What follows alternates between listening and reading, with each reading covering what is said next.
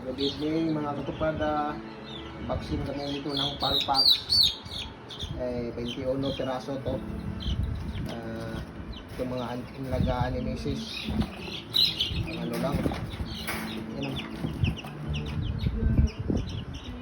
mga kanawayon to. Mga kanawayon to siya mga katupada. Tapos may iba ditong ano, White Thompson.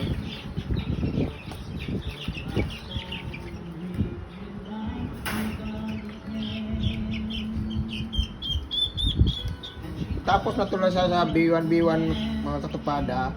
Tapos Bonboro at saka ano yung isa, tatlo 3 in 1 yung binili ko muna. Kasi makatipid ako sa gastos kasi 600 yung tatlong 3 in 1 eh. Tapos ito ngayon, Palpax.